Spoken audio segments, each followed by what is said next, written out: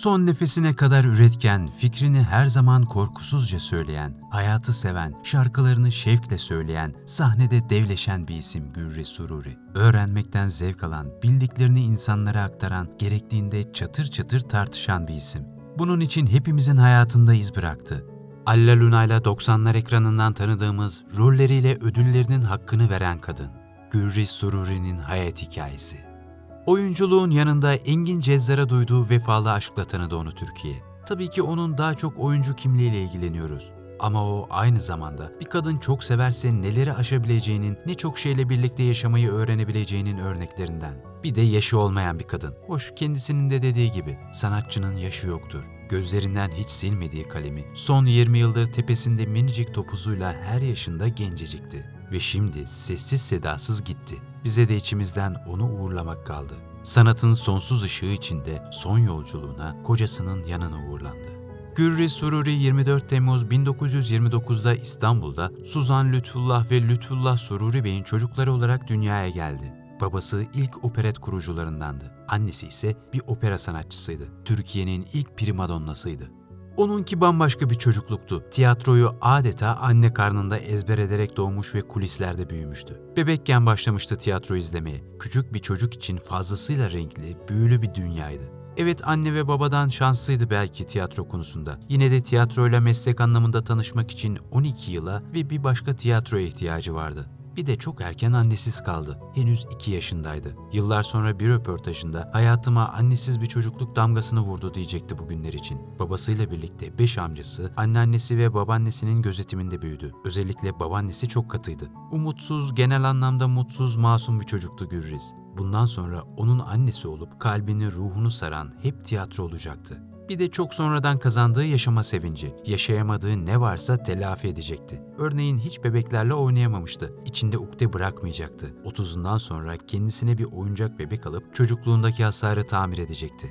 Çocukluğunun bir parçasını şöyle anlatıyor. O zamanlar Beyoğlu evimizin bahçesi gibiydi neredeyse. Evden tiyatroya giderken ya da dönerken hemen her gün rastladığım insanlar arasında kimler yok ki? Şevkiye Hanım, Melahat İçli Hanım, her gün aynı saatte orman birhanesine giderken karşılaşıp konuştuğum Sait Faik, acele acele Galatasaray Lisesi'ne derse giderken yanağımdan makas alan Esat Mahmut Karakurt, Çiçek Pasajı'ndan çıkan Fikret Adil Bey, Beyoğlu mağazasına her gün uğrayan, her görüşte elini öptüğüm Hacı Bekir Ali Muhittin Bey ki bana annemin bütün plaklarını hediye etmişti. Ayrıca Tokatlıyan Oteli'nin vitrinlerinin ardında oturan Ali Naci Karacan, bazen Sedat Simavi, Yahya Kemal, Celalettin Ezine, kapı komşumuz Celal Sılay, sinemalarına giden Osman ve İhsan İpekçi Beyler, Cemali kardeşler, Sümer Sineması'nın şişman müdürü Fevzi Bey, dişçi Siret Bey. Bunların çoğu amcalarımın, babamın tanışı, dostu, benim de selamlaştığım kişiler.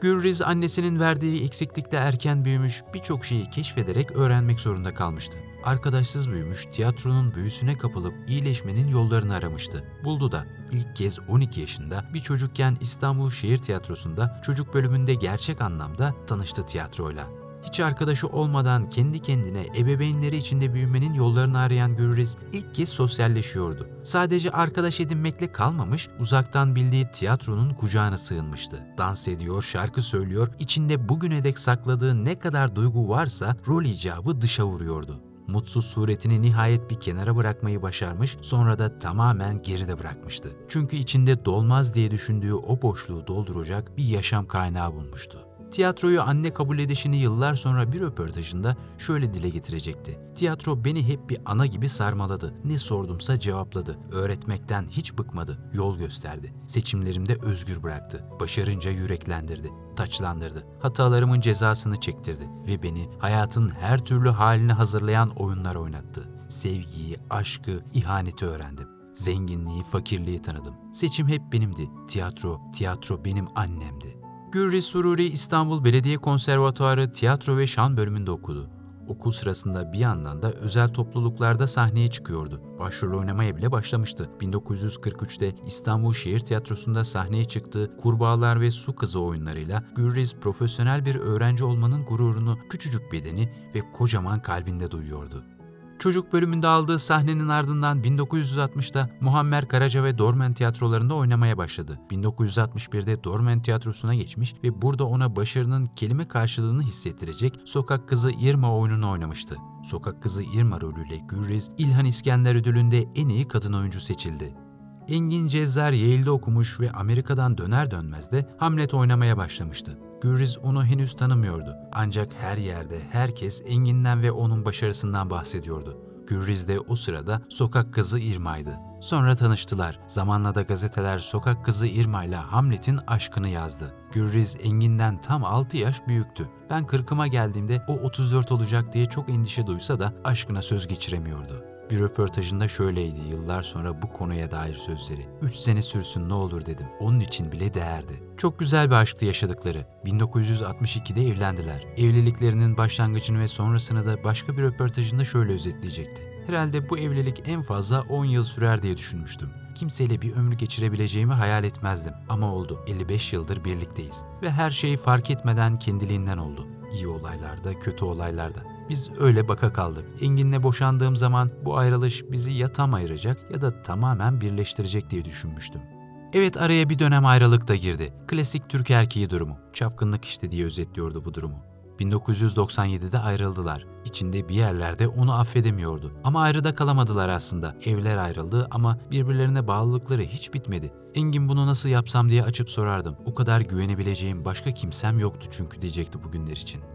Sadece 2 yıl ayrı kalabildiler bu şekilde. 1999'da tekrar evlendiler. Hatta bu kez teklifi Gürriz birlikte yaşlanmaya ne dersin diyerek etmişti. Onlar birbirlerinin ömürlük aşkıydı. Bir daha da hiç ayrılmadılar. Aslında affetmek zordu. Yıllar sonra bu konuyu da şöyle çözümleyecekti. Başta affedemem zannediyordum. Zaten o yüzden içim kan ağlaya ağlaya boşandım. Hatta boşamıyordu beni. Zorlu oldu biraz. İhaneti kabullenmek hiç kolay değil. Ama şu var, o sana aşık, aldatmadı ki. Senden kopmadı. Bırakmak istemedi. Uzaktan yabancılaşarak izlediğinde bir yerde hak bile verebiliyorsun. Karşı tarafın aklından sürekli acaba başkası nasıl olurdu diye geçirmesi de iyi değil. Sonra karşısındaki kadına düşman olur belki. Senin yüzünden kimseyi tanıyamadım diye. Aslında aldatıldığını hiç unutmamıştı. Belki de en çok kendisi için, aşkı yaşamak için bir şans daha vermeyi istemişti. Kim bilir, belki de en çok kendine. Yoksa unutamıyordu. Her duygunun saklandığı bir çekmece vardı elbet. Aradan yıllar geçti. Acısıyla, tatlısıyla müthiş, tutkulu bir aşkta yaşadıkları. Sonra Engin'de bir hastalık peyda oldu.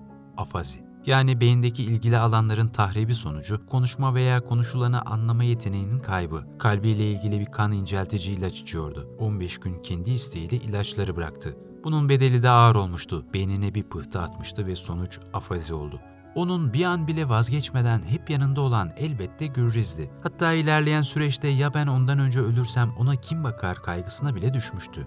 En değerli şeyin sevdiğinle sürdüğün vakit olduğuna inandı hep ve dolu dolu yaşadı. Bir anısını şöyle anlatıyordu röportajında. En değerli şey vakit, sevdiğin insanla geçirdiğin vakit. Bu yaz Engin'e bir şey için kızdım. Kendimce küstüm yani. O ne yapsa oralı olmuyorum filan. Neyse yukarı çıktı, yatağa yattık. O böyle hadi gel barışalım der gibisinden kolunu uzattı. Omzuma gel demeye getirdi. Eski Gürriz gitmezdi ama bugünkü Gürriz olarak düşündüm. Nasıl olsa 5 gün sonra gideceğim o omuza. O omuz benim hayatta kendimi en huzurlu hissettiğim yer. Birden neden vakit kaybedeyim ki dedim. Hemen gittim sarıldım. Gençliğimde böyle değildim.